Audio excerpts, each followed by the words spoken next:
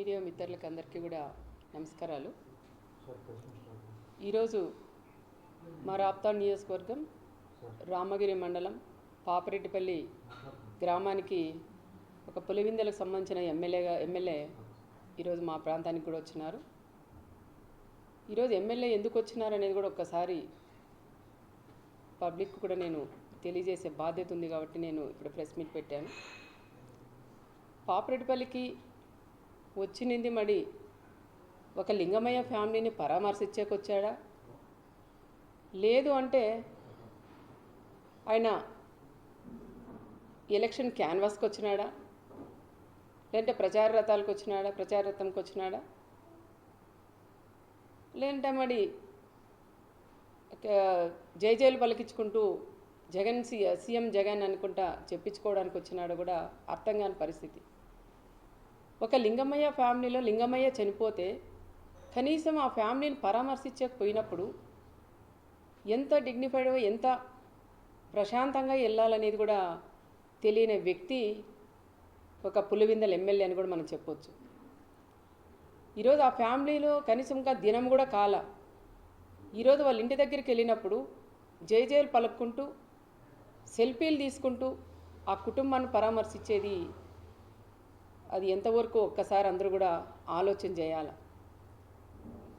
ఆయన ఇక్కడేదో జనాలు లేక దాదాపు 8 నెలల నుంచి బయటకు కూడా వెళ్ళలేనట్లున్నాడు. ఈరోజు ఈ ప్రాంతానికి వచ్చి గ్రామాల్లో పరామర్శించే కాకుండా గ్రామాల్లో చిచ్చులు పెట్టి రెచ్చగొట్టేలాగా ఈరోజు ఆయన మాట్లాడడం కూడా అది కరెక్ట్ అయిన పద్ధతి కాదని కూడా నేను చెప్తున్నాను. ఒక మాజీ సీఎం ఇప్పుడు ప్రజెంట్ ఎమ్మెల్యే ఆయన మాట్లాడే మాటలండి అవి. కనీసం ఒక్కటన్నా ఆయన నోటి నుంచి నిజాలు వచ్చాయా? ఇక్కడ చెప్తా ఉంటారు మాజీ ఎమ్మెల్యేలు అందరూ, వాళ్ళు చెప్పిన మాట ప్రకారం దీంట్లో ఎంత నిజం ఉంది, ఎన్ని అబద్ధాలు ఉన్నాయని ఒక్కసారి నువ్వు తెలుసుకోకుండా, నీకు ఇంటెలిజెన్స్ ఉంటుంది, తెలుసుకోకుండా నీ ఇష్టానుసారం నువ్వు వచ్చి ఇక్కడ పల్లెల్లో రెచ్చగొట్టి మాట్లాడడం అది ఎంతవరకు ఇదని కూడా నేను చెప్తున్నాం. కనీసం ఆయన మాట్లాడిన మాటల్లో గొడవలు పడినారు చిన్న అంటే నా రామగిరి మండలంలో ఈ ప్రాంతంలో ఫస్ట్ ఈ విధంగా జరిగింది. ఇలా జరగకూడదని కోరుకునేదాన్ని నేను. ఆ కుటుంబంలో లింగమయ్య చనిపోయినప్పుడు కూడా మేమంతా కూడా బాధపడినాం. ఇక్కడంతా జరిగాయి. పాపరెడ్డిపల్లి ఇంతవరకు చిన్న గొడవ కూడా లేదు, ప్రశాంతంగా ఉండే గ్రామం పాపరెడ్డిపల్లి గ్రామం. ఆ గ్రామంలో ఈ విధంగా రెండు ఫ్యామిలీల మధ్య గొడవల వల్ల ఈ విధంగా జరగడం, ఆయన చనిపోవడం, దీన్ని ఒక ఫ్యాక్షన్ మర్డర్గా సృష్టించి ఈ ప్రకాష్ రెడ్డి అనే వ్యక్తి ఒక ఫ్యాక్షన్ మర్డర్గా సృష్టించి ఆయనకు వచ్చే శక్తి లేక ఆయన్ని పులివిందల ఎమ్మెల్యేని పిలిపించుకొని ఇట్లన్నీ స్లిప్పులు దాదాపు ఒక 10 పేపర్లు రాసిచ్చి ఎన్ని అబద్ధాలండి. కనీసం దాంట్లో ఒక్కటన్నా నిజం లేకోకుండా పచ్చి అబద్ధాలు కూడా మాట్లాడిస్తూ అవన్నీ చూసుకుంటూ చదువుతున్నాడు ఆయన. మళ్ళీ అబద్ధాలు ఎక్కడ ఇంకా ఎక్కువ చెప్తానేమో అని. వాళ్ళు ఎక్కడ చిన్న దాని మీద కట్టెలతో కొట్టుకొని ఏదో అది అయ్యింది, దాన్ని తీసుకొని గొడ్డెలు అంటాడు, మచ్చకత్తెలు అంటాడు, ఇంకా వేరేటివన్నీ కూడా చెప్తారు. అలాంటివన్నీ వాడేది కూడా పులివిందల్లో. మీరు బాత్రూంలో చంపేదాన్ని సరిపోతాయి, కానీ మాలాంటి ప్రాంతాల్లో అలాంటివి ఉండవయ్యా అని నేను జగన్కి కూడా నేను చెప్తున్నాను. వచ్చినావు నువ్వు గౌరవంగా మాట్లాడించు, కుటుంబాన్ని సహాయం చెయ్యి. నువ్వు వెళ్ళాలి కానీ పదే పక్కన చూసుకుంటూ వాళ్ళ లింగమయ్య భార్య వైపు వాళ్ళ పిల్లల వైపు చూస్తూ నిజమా ఎంతమంది వచ్చారా లేదని డిపార్ట్మెంట్ని అడగండి. ఎస్పీ గారికి ఫోన్ చేయండి, లోకల్ డిపార్ట్మెంట్ని అడగండి. ఇద్దరు పోయినారంటున్నారు. ఆ ఇద్దరి మీద కేసు పెట్టి లోపల పెట్టారు. అనవసరంగా రెచ్చగొట్టి 20 మంది 30 మంది అని చెప్పడం అది ఎంతవరకు సమాజమో ఒక్కసారి ఆ పులివిందల ఎమ్మెల్యే కూడా తెలుసుకోవాలా. మీ మాజీ ఎమ్మెల్యే రాసిచ్చినవన్నీ నువ్వు వాడ చిన్నపిల్లలు చదువుకున్నప్పుడు కాపీ రేట్ కొడతా అంటారు, గుడ్డి కంఠపాఠం కొట్టావా అంటారు టీచర్లు కూడా. ఆ విధంగా నువ్వు గుడ్డి కంఠపాఠం కొట్టి ఇక్కడ అన్నీ కూడా నువ్వు పచ్చి అబద్ధాలు కూడా మాట్లాడడం అది కరెక్ట్ కాదు అని చెప్తున్నాం. దీంట్లో మళ్ళీ ఒక ఎస్ఐని టార్గెట్ చేసి మాట్లాడతారు, పోలీసుని టార్గెట్ చేస్తారు. అయ్యా పులివిందల ఎమ్మెల్యేగా నీకు చెప్తున్నాం, మా నాయకుడు చంద్రబాబు నాయుడు గారు ఆ రోజు ప్రతిపక్షంలో ఉన్నప్పుడు బయటికి వేయాలన్న పోలీసుని పెట్టి అడ్డం పెట్టి మమ్మల్ని బయటికి రానిలేదు. మా నాయకునితో పాటు మాలాంటి వాళ్ళు కూడా మేము ధర్నాకు చేసినా ఒక మెమరాండం ఇచ్చేదానికి పోయినా, ఎవరైనా చనిపోతే వాళ్ళు పరామర్శించకపోయినా ఒక ఫంక్షన్ పోయినా కూడా మీ తోపుని అడగండి ఎన్ని ఇబ్బందులు పెట్టినారని. ప్రతి అడుగున పోలీసుని ఇబ్బంది పెట్టి చెక్ పోస్టులు పెట్టి కనీసం బయటికి అడుగు పెట్టుకోకుండా చేసినది మీ ప్రభుత్వం కదా. నీ వైఎస్ఆర్ ప్రభుత్వం నువ్వు సీఎంగా ఉన్నప్పుడు ఇలాంటివన్నీ చేసి ఈరోజు దుర్మార్గంగా మా నాయకుడు చంద్రబాబు నాయుడు గారి గురించి మా గురించి మాట్లాడే స్థాయి కూడా నీకు లేదని నేను జగన్ రెడ్డికి కూడా నేను చెప్తున్నా. ఏదో వచ్చినావు పరామర్శించు, వాళ్ళకి ఏందన్నా సహాయం చేసి వెళ్ళంతే కానీ నువ్వు గ్రామాల్లోకి వచ్చి చిచ్చులు పెట్టడం అది సరికాదని కూడా చెప్తున్నా. సొంతం నీ చిన్నాయనని చంపితే అన్నా మా నాన్నని చంపారు న్యాయం చేయమంటే కూడా నువ్వు చేయలేని వ్యక్తి ఈరోజు నా మండలాల్లోకి వచ్చి నువ్వు న్యాయం చేస్తావంటే ప్రజలు ఏ విధంగా నమ్ముతారని ఒక్కసారి నువ్వు కూడా ఆలోచన చేయాలని కూడా నేను చెప్తున్నా. నువ్వు ఇక్కడ వచ్చి సెల్ఫీలకి జైలు పలికించుకునేదానికి ఇక్కడ వచ్చినావు అనేది కూడా క్లారిటీ ప్రజలందరికీ కూడా వచ్చింది. ఇంకో విషయానికి వస్తే కొంతమంది మాజీలందరూ వచ్చినారు, ఏం పని పడలేదు, ఈరోజు వాళ్ళు జగన్ వస్తున్నారని సంకలు ఉద్దుకొని వచ్చినారు, జనాలను దోలినారు. మేము వద్దనలేదు. మేము 3 రోజుల నుంచి పోలీస్ డిపార్ట్మెంట్ కూడా చాలా ఇబ్బంది అవస్థ పడుతుంది. ఎక్కడ గొడవలు లేకోకుండా ఆయన తీసుకొచ్చి పంపించాలనే దాని మీద ఉన్నారు. కానీ అలాంటి పోలీసును కూడా ఈరోజు మీ ప్రభుత్వం మాకు అట్లా మేము వాడుకోలేదు. మా నాయకుడు చంద్రబాబు నాయుడు గారు కూడా ఎప్పుడైనా పోలీస్కి మంచి గౌరవం ఇస్తారు. ఈరోజు నువ్వు డ్రెస్ చొక్కా చూపించేయమంటావయ్యా, నేను మళ్ళీ సీఎం అయితే ఖబర్దార్ మళ్ళీ మిమ్మల్ని అందరినీ ఎక్కడ పెడతాను తొక్కతానంటావా? మరి పోలీసులు కూడా ఇప్పుడు కూడా స్పందించాలి. మీరు మా జిల్లా ఎస్పీ గారు రత్నమ్మ గారు కూడా స్పందించాలి.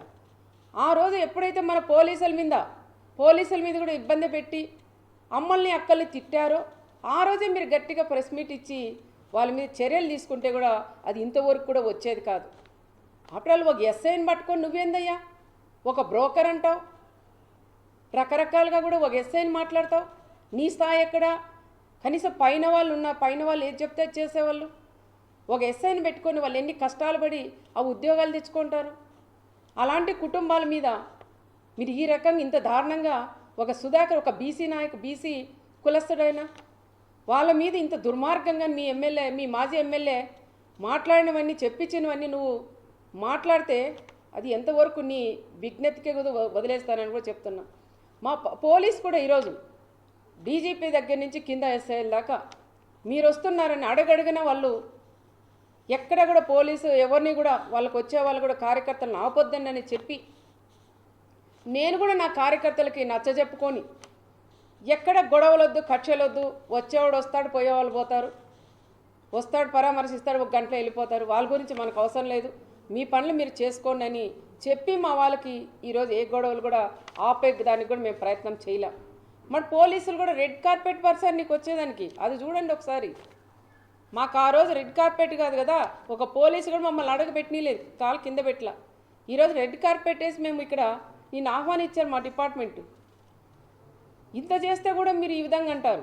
ఆ రోజు మా ఆయన పరిటాల రవి గారు ఉన్నప్పుడు పులివిందలకు కూడా నువ్వు అడగడగినా చెక్ చేపిస్తూ 1 వెహికల్ 2 వెహికల్లో వెళ్ళాలని మీ ఆయన సీఎంగా ఉన్నప్పుడు మా ఆయన పరిటాల రవి గారి అక్కడ మీ ఊరికి పిలిపించుకొని మీ కసి మీది ఏదన్నా ఉంటే అక్కడ తీర్చుకోవాలని కదా ఆ రోజు పరిటాల రవి గారి మీద కేసు పెట్టి ఎన్ని ఇబ్బందులు పెట్టినారో ప్రజలు ఉన్నారు. నిన్న కూడా మాట్లాడుతున్నారు.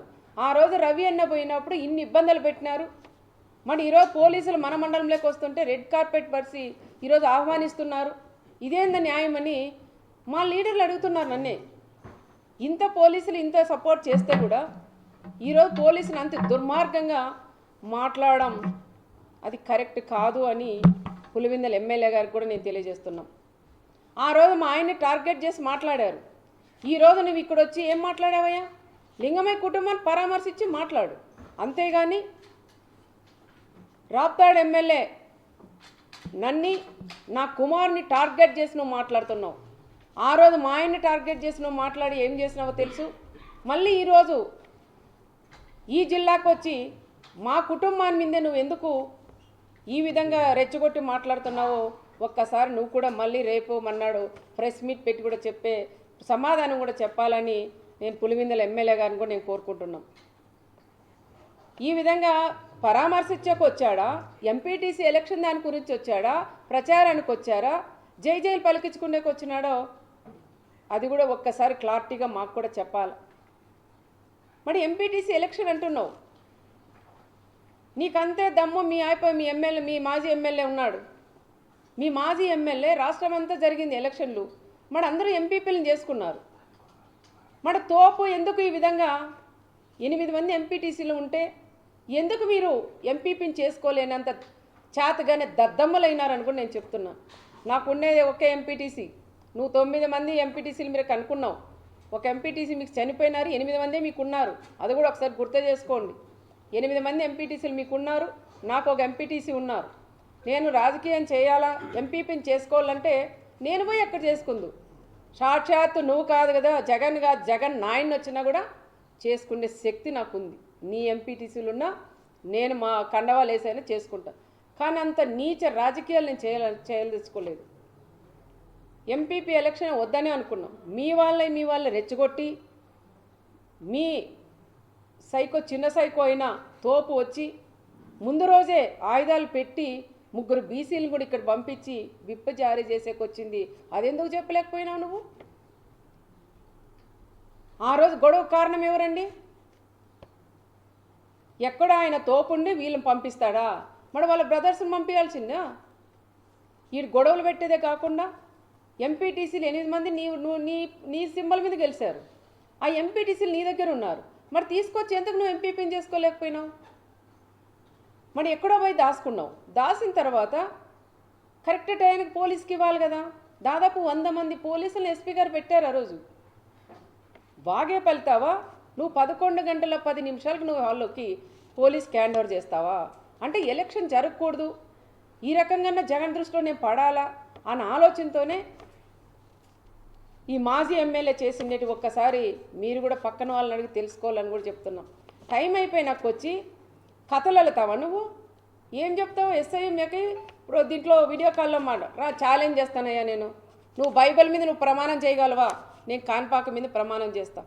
ఎస్ఐ గారు నాతో వీడియో కాల్ మాట్లాడిచ్చినారని నువ్వు ఛాలెంజ్ చేయగలవా? చెప్పనివన్నీ నువ్వు కూడా ఒక మాజీ సీఎం ఆ విధంగా అంత దారుణంగా అంత దుర్మార్గంగా మాట్లాడడం కూడా అది కరెక్ట్ కాదు అని నేను జగన్ రెడ్డిని కూడా నేను చెప్తున్నా. ఒక చిన్న ఉద్యోగం పట్టుకొని ఇంత దారుణంగా నువ్వు మాట్లాడడం, వీడియో కాల్లో మాట్లాడించుకొని నేను ఎంపీపీని చేసుకునేంత అంత దిగజారే కుటుంబం పరిటాల కుటుంబం కాదని కూడా నేను చెప్తున్నాను. అనవసరంగా పదే పదే చేతగాని మాజీ ఎమ్మెల్యే చెప్పిన మాటలు నువ్వు కూడా విని నువ్వు కూడా పేపర్లు తీసుకొని చదవడం అది కరెక్ట్ కాదు. ఇక్కడ ఏం జరిగిందనేది ఒక్కసారి తెలుసుకోవాలని కూడా చెప్తున్నాం. మరి రెండో రోజు ఏమైందయ్యా మీకు? రెండో రోజన్నా రావచ్చు కదా. అక్కడెక్కడో సముద్రంతో తీసుకుపోయాడంట. అక్కడ తీసుకొని పోయి మేము 10:30, 11 అయితేనే లేదు నేను ఎలక్షన్ బాయ్కాట్ చేశాను అని. నీ చేతగాని తనం కదా అది. ఒక మహిళ 4 సార్లు 3 సార్లు ఓడిపోయినాడు ఆయన. ఆ చేతగాని దద్దమ్మ ఈరోజు ఎంపీటీసీ ఎలక్షన్లో సునీతమ్మ అడ్డుకుంటుందంటావు. ఒక ఆడ మనిషి చేతలో నువ్వు అడ్డుకుంటున్నారంటే నీ పక్కన కూర్చుండే నీ మాజీ ఎమ్మెల్యేలు కూడా నవ్వే పరిస్థితి కూడా ఏర్పడుతుంది. చేతగాని మాజీ ఎమ్మెల్యేలు కూడా ఈరోజు ఎంపీటీసీలను తీసుకొని పోయి వాళ్ళు ప్రమాణ స్వీకారం చేయించుకున్నారు. నువ్వేదో తోపు అని చెప్పుకుంటావు, ఇక్కడ చూస్తే తోపు లేదు, జీరో అయిపోయినావు. నువ్వు మాట్లాడతావా మా గురించి? మళ్ళీ పోలీసుల గురించి. పోలీసులు కూడా ఇప్పుడైనా తెలుసుకొని మాట్లాడాలి. ఎందుకంటే మొన్న జరిగినప్పుడైనా ఎస్పీ మేడం గారికి కూడా నేను చెప్తున్నాం, పదే పదే పోలీసుల్ని టార్గెట్ చేసి మాట్లాడుతున్నారు. అమ్మా ఇప్పుడైనా ఎస్పీ గారు మీరు మాట్లాడండి, మీ వాళ్ళకు కూడా మీరు భరోసా ఇవ్వండి. మీరు ఎందుకు సైలెంట్గా ఉన్నారో నాకు కూడా అర్థం కాలేదు.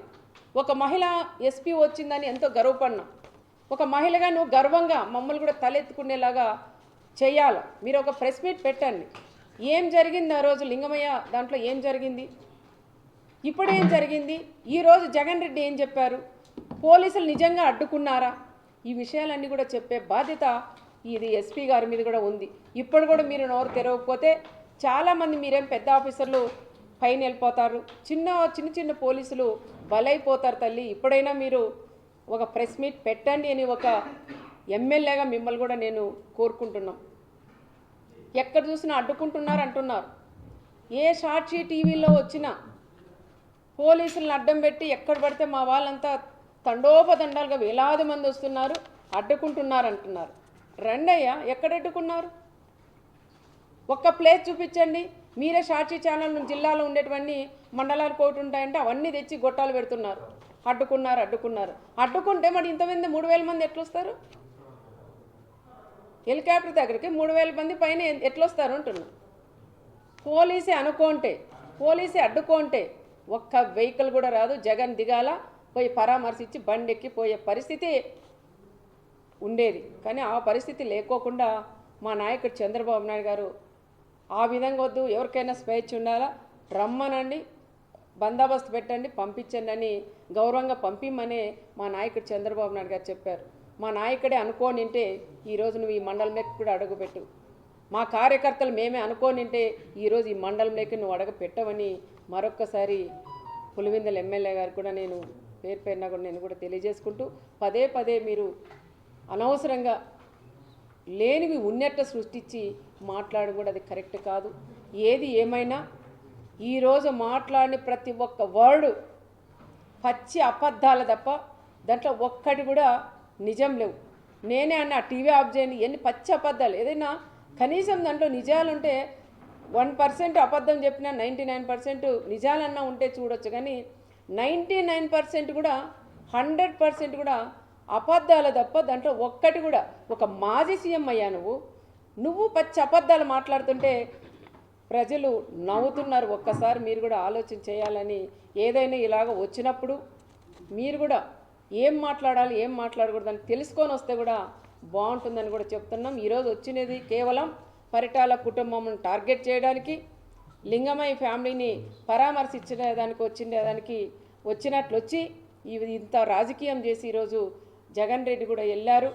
ఏది ఏమైనా మా కార్యకర్తలందరూ కూడా ధైర్యంగా ఉన్నాం. ఎవరు ఎన్ని అడ్డంకలు వేసినా ఏది చేసినా కూడా ఎవరు కూడా భయపడే పరిస్థితులు ఇక్కడ లేరు అని జగన్కి కూడా నేను తెలియజేస్తున్నాను.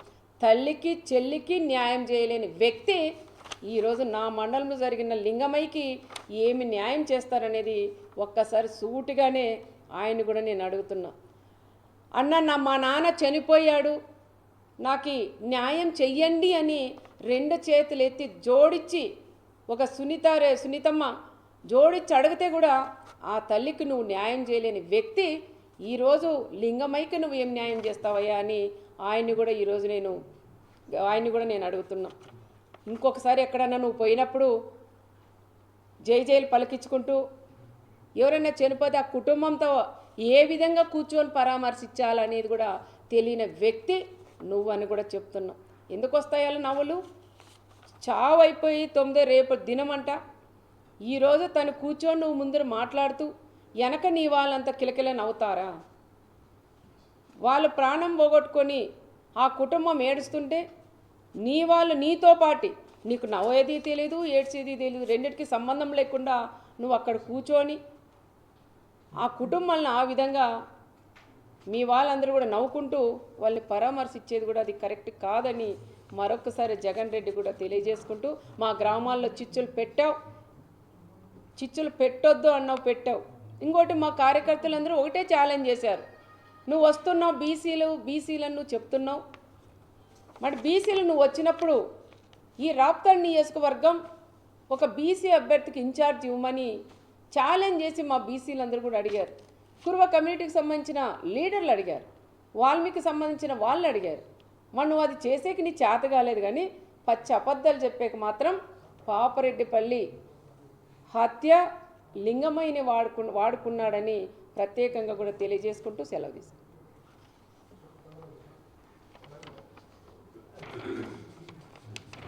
ఒక పోలీసులను టార్గెట్ చేసి మాట్లాడడం, అది బీసీ ఎస్ఐని టార్గెట్ చేసి మాట్లాడడం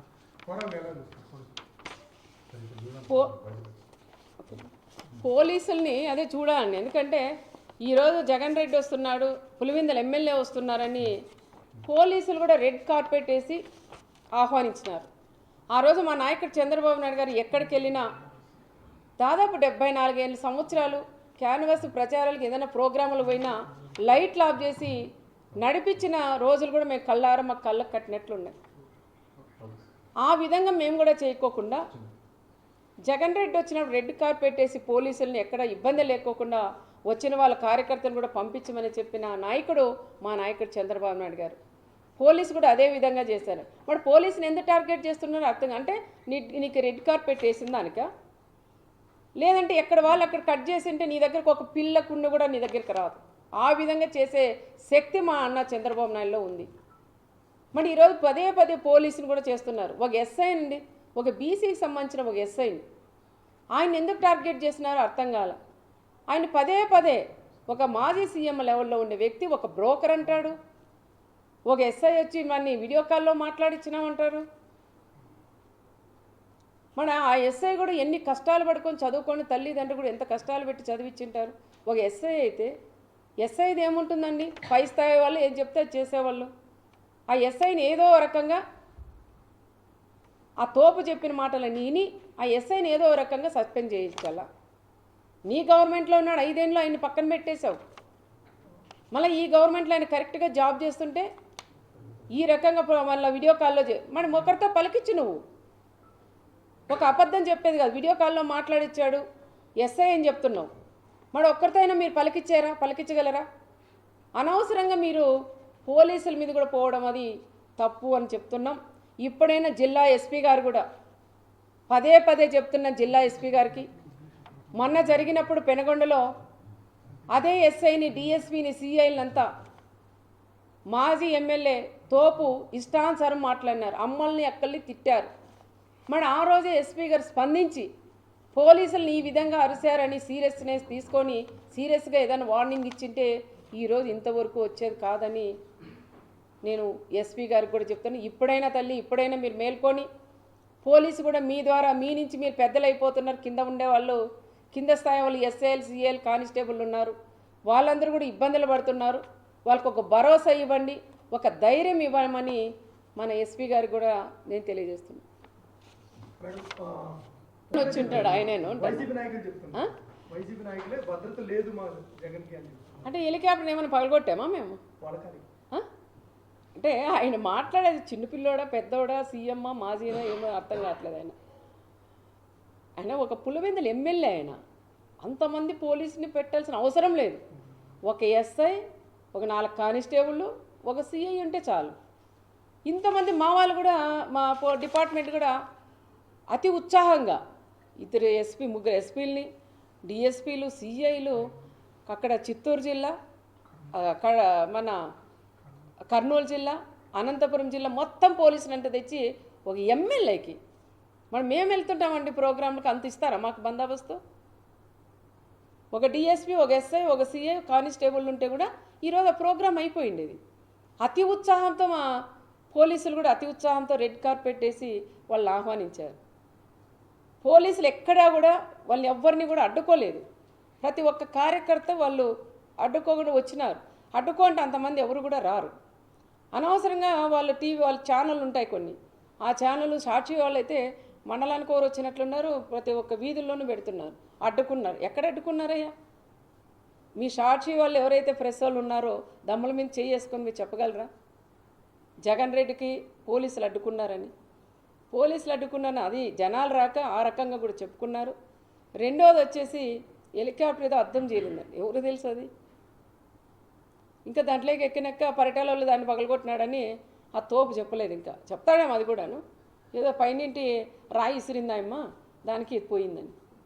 నీకు తెలియదు హెలికాప్టర్ ఎట్లా ఉందనేది?